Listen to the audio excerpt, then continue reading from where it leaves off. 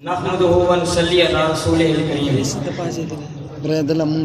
آپ کے سامنے ایمان بالقرآن کے 6 نمبر پر مختصر گفتگو کروں گا۔ کلام متکلم کی صفت ہوتا ہے۔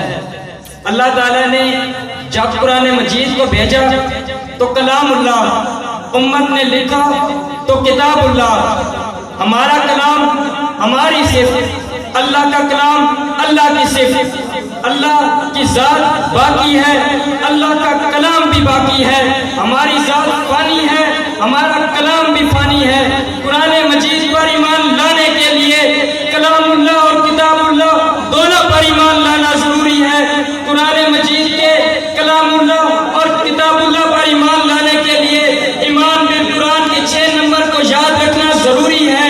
ایمان بالقرآن کے 6 نمبر میں پہلا نمبر لوح محفوظ ہے، دوسرا نمبر تحمل جبریل امین ہے، تیسرا نمبر قلب مصطفیٰ اور زبان مصطفیٰ ہے۔ ان 3 نمبروں سے بعد قرآن مجید کلام اللہ سے کتاب اللہ بنتا ہے۔ کلام کتاب اللہ بنتا ہے یعنی کلمہ صحابہ پہ آتا ہے۔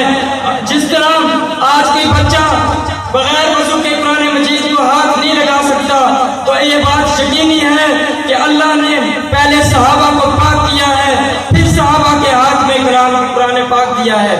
اور قرآن مجید کی 5ویں جو نمبر یاد رکھنا ہے وہ ہے دور صدیقی، اور دور صدیقی میں جمع القرآن، اور 6ٹھی منزل ہے دور عثمانی میں قرآن کی اشعار۔ ایک مختصر اشعار پڑھوں گا۔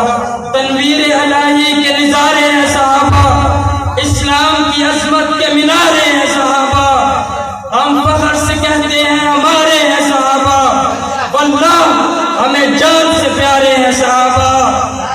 اور وہ چاند جو روشن ہوا بدخا کے افق پر، اس چاند کے تابندہ ستارے ہیں صحابہ۔